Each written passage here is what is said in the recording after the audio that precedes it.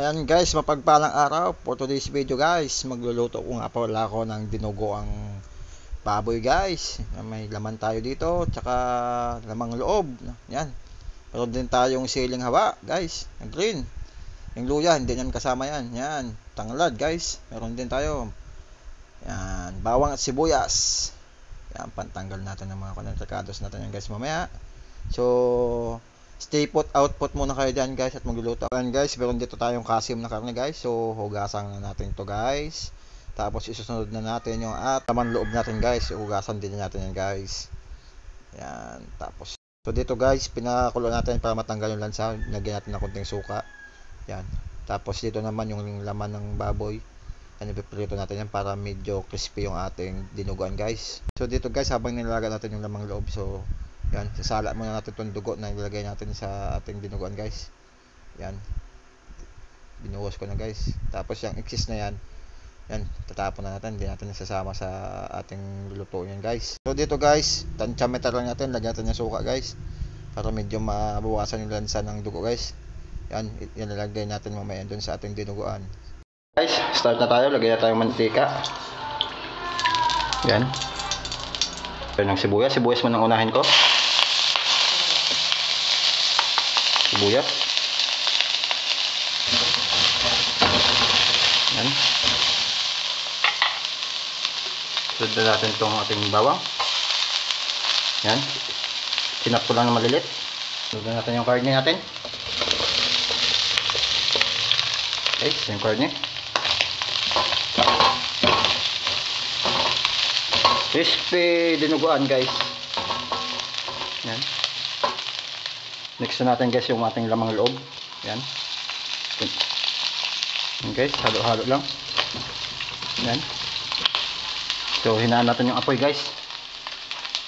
Ito lang. Yan. Yan, crispy dinuguan. So, dito guys, lagyan natin ng konting tubig yung ating dinuguan para may sabaw-sabaw. Tapos suka guys. Maglagay din tayo, tansyameter lang din yan guys. Yan. Mukulo na siya guys, lagyan natin ng tanglad. Saka 4 na pirasong laurel guys. Yan, laurel. Tapos simmer lang natin ulit guys. Yan. Pero tatanggalan natin to mamaya tong laurel tsaka tong tanglad natin guys, para hindi natin masama pag kumain tayo guys.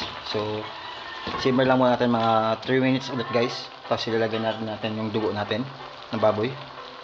Tingnan natin itong dugo natin guys. So, habang nilalagay natin, halo-haloin din natin para di mamuha siya guys.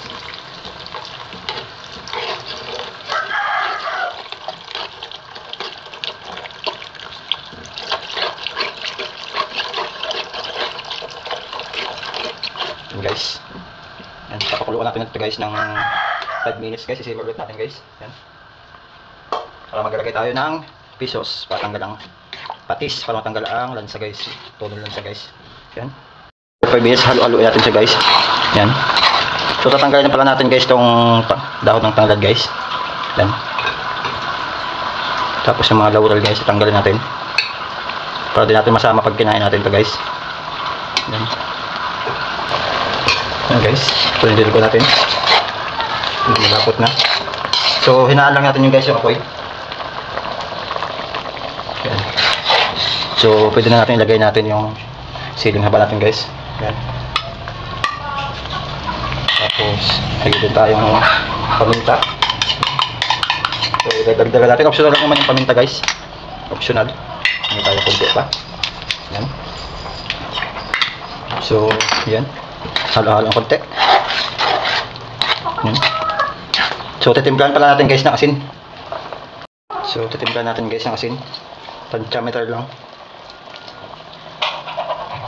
Tansyameter. Yan. Tsaka, i-simmer ulit natin. I-simmer natin ulit guys ha. Yan, hanggang mag-on agad yung kanya. Sabaw niya. Yung lapot niya pala guys, sakto lang.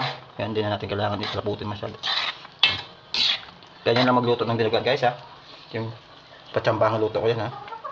Maglagay ng bitchin. So, sa inyo naman yan kung maglalagay kayo ng bitchin o hindi. So, lagay lang ako ng konti. Yan, tama na. Sunod pala guys na maglasang Goldilocks daw tong ating kan.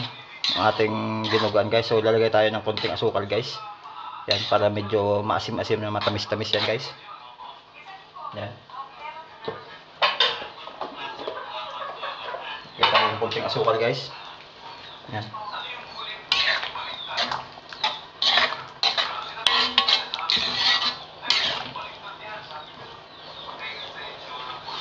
So, wait pa tayo guys ng mga 3 minutes at ready to go na tong ating dinuguan guys.